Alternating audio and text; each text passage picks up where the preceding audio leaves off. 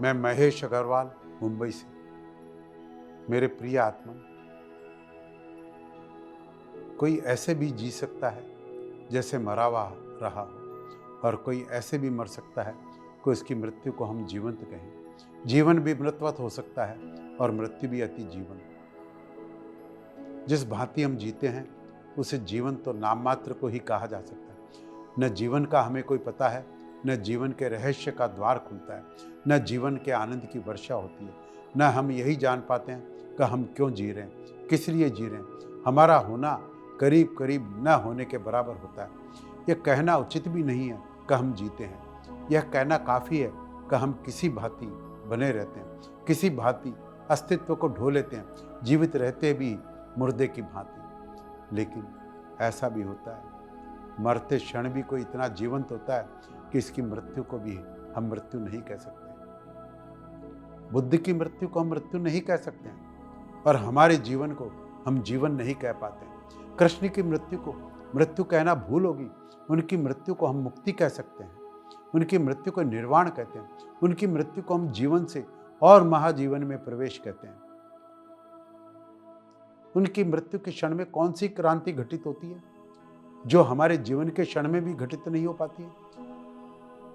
किस मार्ग से वे मरते हैं कि परम जीवन को पाते हैं, और किस मार्ग से हम जीते हैं कि जीवित रहते हुए भी हमें जीवन की कोई सुगंध का पता भी नहीं पड़ता।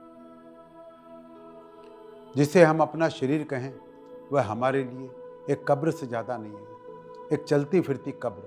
और यह लंबा विस्तार जन्म से लेकर मृत्यु तक बस आहिस्ता आहिस्ते मरते जाने का ही काम करता है।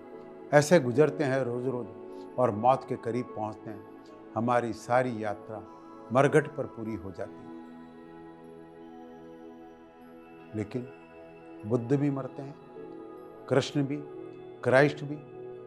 उनकी मृत्यु के लिए हमें दूसरा शब्द खोजना पड़ता है, उनके जीवन के लिए भी हमें दूसरा शब्द खोजना पड़ता है। वे कुछ और ढंग से जीते हैं और कुछ और ढंग से मरते हैं। जीने का सब कुछ निर्भर है जीने के ढंग का, और मरने का भी सब कुछ निर्भर है मरने के ढंग पर। हमें तो मरने का ढंग भी नहीं आता, और बुद्ध जैसे व्यक्ति को मरने का ढंग आता है। कृष्ण अर्जुन से उस क्षण, उस मार्ग, मृत्यु की उस कला की बात इन सूत्रों में करेंगे, जिस कला को जानने वाला, जिस मार्ग को पहचानने वाला मर कर के मरता नहीं, अमृत को उपलब्ध हो जाता है। कृष्ण ने कहा, और हे अर्जुन, जिस काल में शरीर त्याग करके योगी जन पीछे न आने वाली गति को और पीछे आने वाली गति को भी प्राप्त होते हैं, उस काल को मैं तुमसे उस मार्ग को कहूंगा। जिस काल में, जिस क्षण में बड़ा मूल्य है क्षण का, बड़ा मृत्यु है काल का। जिस क्षण में कोई व्यक्ति मृत्यु को उपलब्ध होता है, निश्चित ही क्षण से अर्थ बाहर की घड़ी में घूमते हुए कांटे से जो नापा जाता है उस क्षण से नहीं है, लेकिन भीतर भी एक घड़ी है और भीतर भी क्षणों का एक हिसाब है। एक तो बाहर नापने का हमने यांत्रिक व्यवस्था की है समय को, वह बाहर के कामों के लिए जरूरी है, भीतर के कामों के लिए नहीं। भीतर एक और भी माप है, और उस माप में जिस क्षण में व्यक्ति की मृत्यु होती है, भीतरी माप के जिस क्षण में, भीतरी घड़ी के जिस क्षण में बहुत कुछ निर्भर होता है। क्योंकि इस जगत में आकस्मिक कुछ भी नहीं है, मृत्यु भी आकस्मिक नहीं है। मृत्यु भी बहुत सुव्यवस्थित है, और मृत्यु भी बहुत कारणों से सुनिश्चित है। हर आदमी अपनी मृत्यु चुनता है, दैट इज ए चॉइस, जिसे हम जिंदगी भर निर्मित करते हैं। और मृत्यु को देख करके कहा जा सकता है कि व्यक्ति कैसे जिया, क्यों और कैसे जिया। भीतर मृत्यु का क्षण निर्णायक है।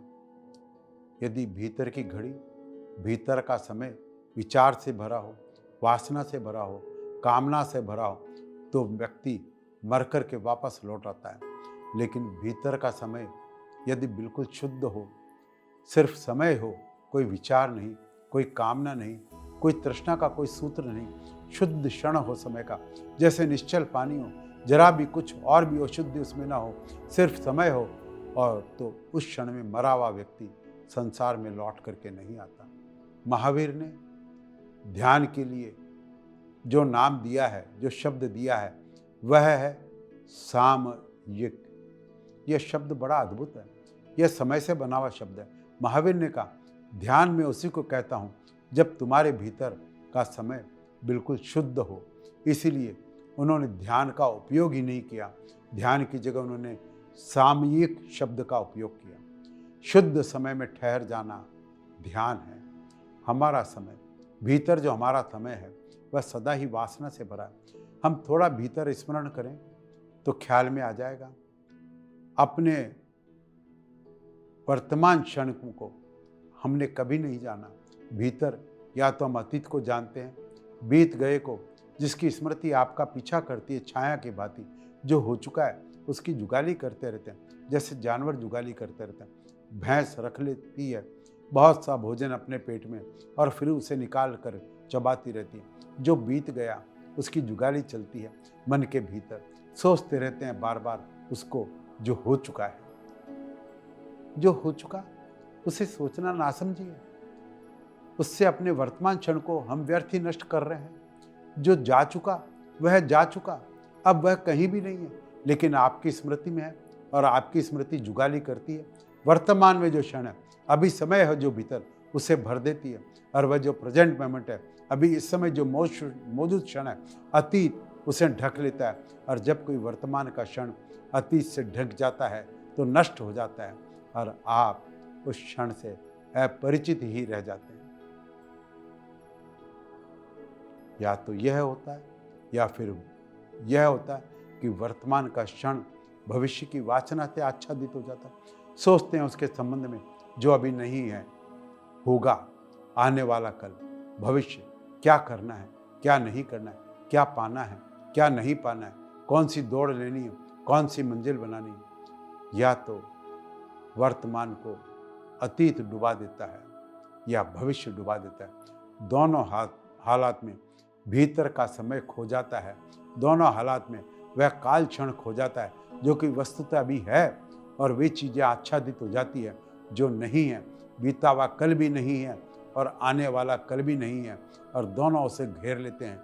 यही मरे हुए जिंदा आदमी का लक्षण है।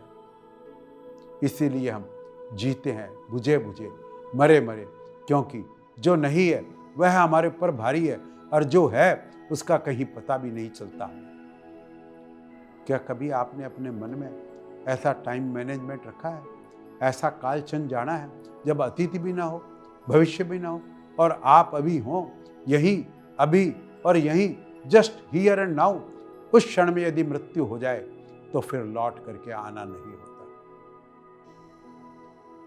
लेकिन जो उस क्षण में जिया ही नहीं, वह मरेगा कैसे?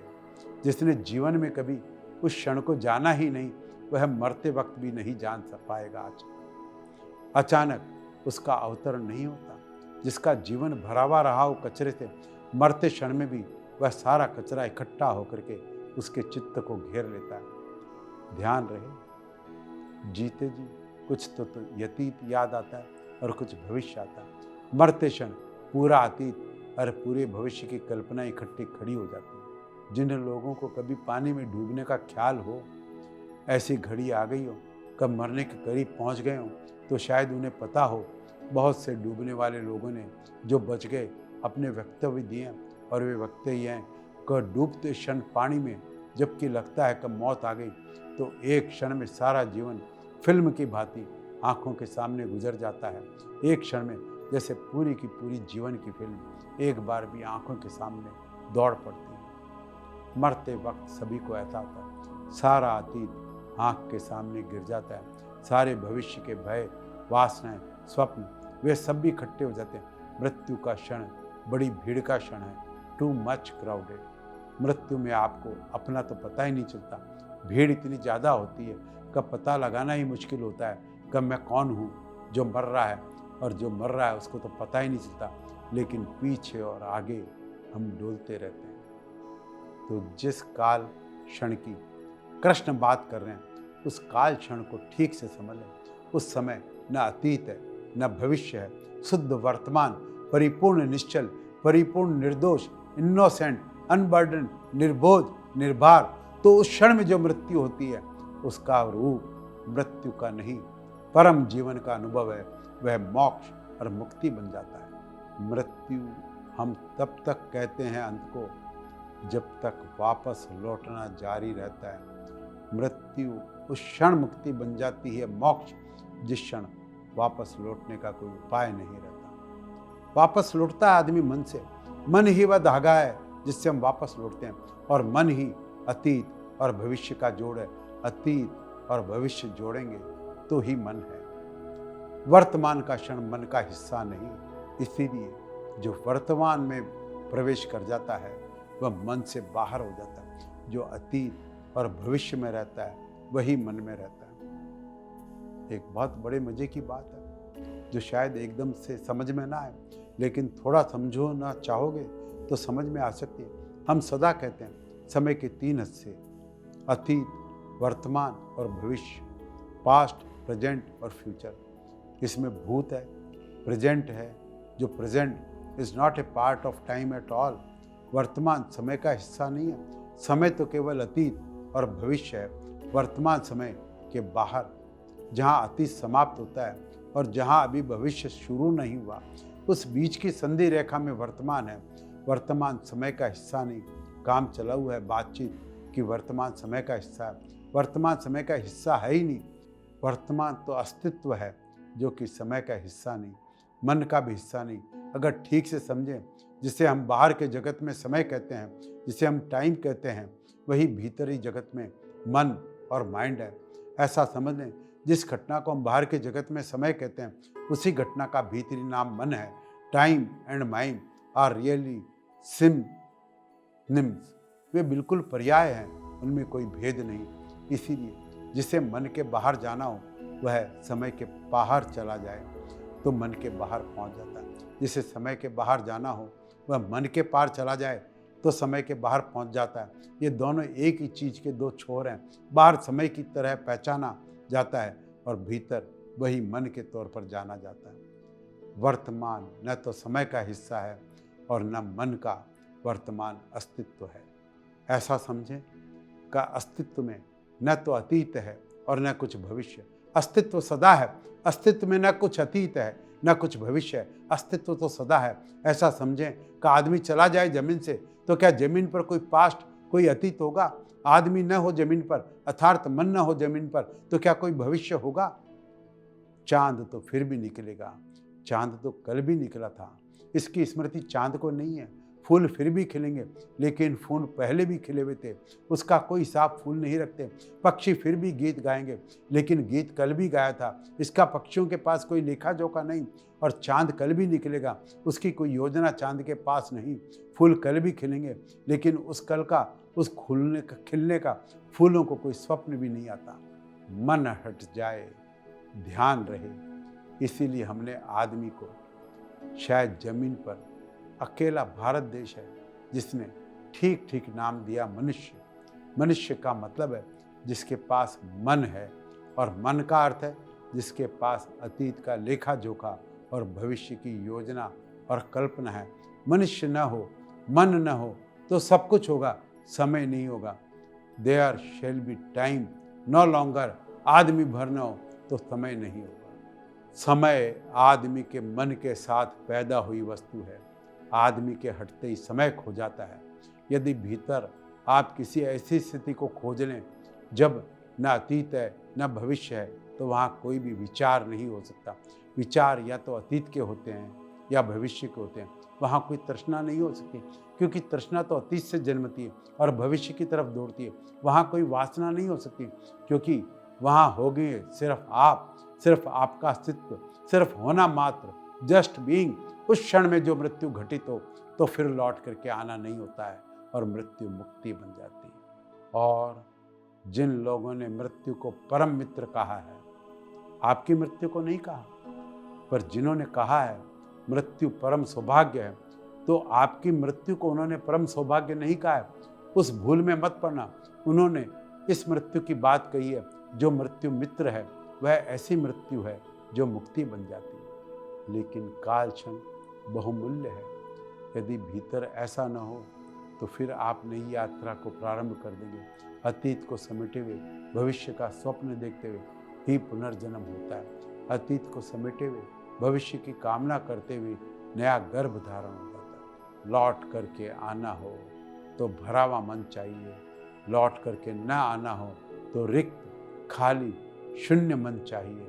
शून्य मन का अर्थ है अमन, जिसको कबीर ने अमनी अवस्था कहा है। और जापान के जैन फकीर जिसे स्टेट ऑफ नो माइंड कहते हैं, उसी की चर्चा कृष्ण कर रहे हैं। लेकिन मृत्यु के समय आकस्मिक अचानक द्वार पर आ गई मृत्यु, उस क्षण को कैसे संभाल पाएंगे अपने को?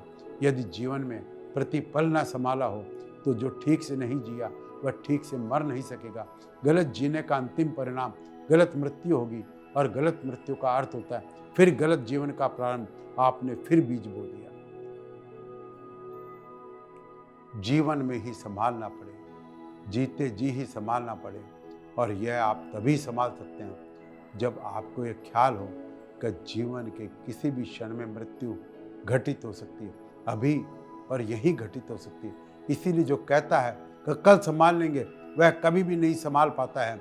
जो कहता है अभी और यही, वही संभाल पाता है। एक जैन फकीर हुआ लिंची। अपने गुरु के पास जब वह गया तो उसके गुरु ने कहा, किस लिए आए हो? तो लिंची ने कहा, मैं सन्यासी होना चाहता हूँ। उसके गुरु ने कहा, होना चाहता है या अभी होने को तैयार है? उसके गुरु ने कहा, सन्यास का भविष्य में कोई भी संबंध नहीं है, संसार का भविष्य से संबंध है। कोई आदमी एक दुकान चलाना चाहता है तो भविष्य की जरूरत पड़ेगी। दुकान एक फैलाव है समय में। कोई आदमी कहे धन कमाना चाहता हूँ तो आज इसी क्षण नहीं कमा सकता है। धन के लिए आयोजना करनी पड़ेगी, 5 वर्षीय 50 वर्षीय योजना बनानी पड़ेगी, प्लानिंग करनी पड़ेगी। फिर भी मिलेगा या नहीं मिलेगा नहीं कहा जा सकता, क्योंकि धन पर मेरा वश नहीं और बहुतों का वश है। मैं अकेला ही धन कमाने के लिए आयोजना करना पड़ता है, 5 वर्षीय 50 वर्षीय। फिर वह मिलेगा नहीं मिलेगा ये नहीं कहा जा सकता, क्योंकि धन पर मेरा वश नहीं और बहुतों का वश भी है। पर मैं अकेला ही धन कमाने नहीं चल पड़ा हूँ, सारी पृथ्वी धन कमाने को चल पड़ी है। भारी प्रतिस्पर्धा है, सिर्फ धर्म को छोड़ करके सभी चीज़ों में भारी प्रतिस्पर्धा है। धन कमाना हो, यश कमाना हो, पदों की सीढ़ियाँ चढ़नी हो तो भविष्य के बिना कोई उपाय नहीं। टाइम विल बी नीडेड, भविष्य चाहिए, नहीं तो कुछ भी ना हो सकेगा। लेकिन यदि संन्यास लेना हो तो भविष्य की कोई भी जरूरत नहीं, इसी क्षण घट सकता संन्यास, क्योंकि संन्यास निपट व्यक्तिक है, निजी है। इस जगत में उसका किसी से कोई संबंध नहीं। अगर मैं धन कमाना चाहूँ तो मेरे पास जितना धन बढ़ेगा किसी के पास उतना कम होगा, या किसी के पास ज़्यादा हो सकता है तो मैं छीनूंगा। कहीं ना कहीं कोई ना कोई तो उससे वंचित होगा। लेकिन अगर संसार में संन्यास लेता हूँ तो दुनिया में कहीं भी कोई वंचित नहीं होता है। शायद मेरे संन्यास लेने से दुनिया में कुछ समृद्धि भला आ जाए, लेकिन कहीं कोई वंचित नहीं होता, क्योंकि संन्यास कोई कमोडिटी नहीं है, कोई वस्तु नहीं है जो कम हो जाएगी। संन्यास संसार का हिस्सा भी नहीं कि मैं उसकी योजना करूं का और कल और परसों, वर्ष 2 वर्ष और प्रतीक्षा करूं। संन्यास एक घटना है जो उस काल क्षण में घटती है, जो अभी और यहीं है। ठीक से समझे, संन्यास का अर्थ है समय के बाहर घटित होना, संसार का अर्थ है समय के भीतर घटित होना। संसार का अर्थ है with in the time process, और संन्यास का अर्थ है jumping out of the time process. इसीलिए कोई आदमी ये कहता है कल मैं सोच करके संन्यास लूँगा, तो उसे पता ही नहीं है कि संन्यास का अर्थ क्या है। सोच करके भी संन्यास कोई लिया जा सकता है क्या? सोच कर तो संसार लिया जा सकता है, लेकिन संन्यास का सोचने से कोई संबंध नहीं, धर्म का सोचने से कोई संबंध नहीं। उसी क्षण, उसी संधि रेखा में जहाँ अतीत नहीं, भविष्य नहीं, जो घटना घट जाती है बिना विचारे, जो छलांग लग जाती है, कूद जाना है अपने से बाहर, वह संन्यास है। उसके गुरु ने कहा, तू लेना चाहता है या तैयार है अभी? उस युवक ने, उस लिंची ने आंखें बंद कर ली और सोचने लगा। उसके गुरु ने उसे हिलाया और कहा, जरा था विचार और चूक जाएगा तो। जरा था सोचा कि तू खो गया। युवक ने कहा, मुझे सोच लेने दें, थोड़ा सा सोच लेने दें, इतनी भी जल्दी क्या।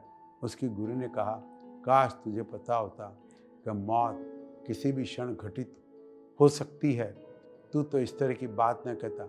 इतनी भी जल्दी क्या, तू सोचेगा क्या, तू ही सोचेगा। अगर तू सोच सकता होता तो बहुत पहले ही कभी का सन्यासी हो चुका होता।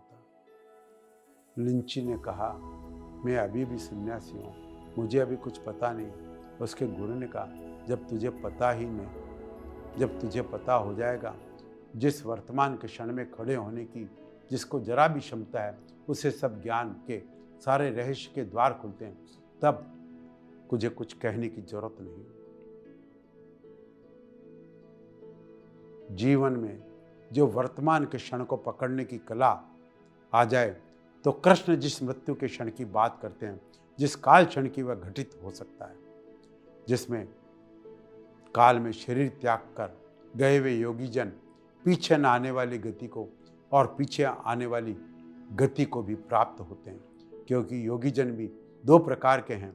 इसमें कठिनाई होगी वाक्य को सुनकर, क्योंकि दोनों के लिए कृष्ण योगी जन का प्रयोग करते हैं। योगी जन दो प्रकार के हैं, योग भी दो प्रकार के हैं।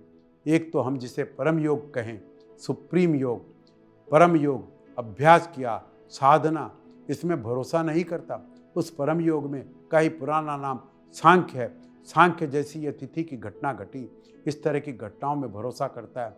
सडन एनलाइटमेंट, अगर कोई आदमी राजी है तो यहीं अभी वर्तमान के क्षण में खड़े होने का, तो बिना किसी योगाभ्यास के, बिना किसी ध्यान के वह घटना घट जाएगी, जिससे में परम से मिलन हो जाता है। क्योंकि उससे हम कभी छूटे ही नहीं, इसीलिए पाने के लिए भी कोई रास्ता तय करने की जरूरत नहीं है, जिससे हम कभी अलग ही नहीं हुए।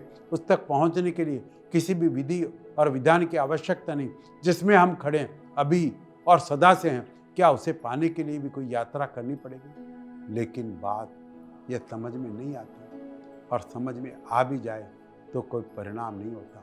कृष्णमूर्ति इसी सांख्य की ही चर्चा 40-50 वर्षों से कर रहे हैं। इन 50 वर्षों में एक सुनिश्चित वर्ग उन्हें निरंतर सुनता है, निरंतर पढ़ता है, फिर भी कहीं पहुंचता हुआ मालूम नहीं होता। 40 वर्ष उन्हें सुनने वाले लोग कहते हैं कि समझ में तो सब आता है, पर कुछ होता क्यों नहीं? सब समझ में आ गया, फिर होता कुछ क्यों नहीं? असल में उनको इतना ही समझ में आया कि अगर कुछ होने की आकांक्षा है तो सांख्य आपका सूत्र नहीं बन सकता। अगर यह भी आप पूछ रहे हैं कि सब समझ में आ गया, कुछ होता क्यों नहीं, यह होता क्यों नहीं, तो यह तो भविष्य है, यह होता क्यों नहीं, यही वासना है। अगर समझ में आ गया तो होना बंद करो, अब भविष्य को छोड़ दो, अब यह कामना भी छोड़ दो कि कुछ हो, मोक्ष हो, आनंद हो, परमात्मा हो। यह कामना भी सांख्य के मार्ग में बाधा है, परम योग के मार्ग में बांधा है। आज इस वार्ता को यही समाप्त करता हूँ। आपने धैर्यपूर्वक इतनी देर तक इसमें भाग लिया, उसके लिए आप अभिनंदन की योग्य हैं। मैं आपको प्रणाम करता हूँ, मेरा प्रणाम स्वीकार करें।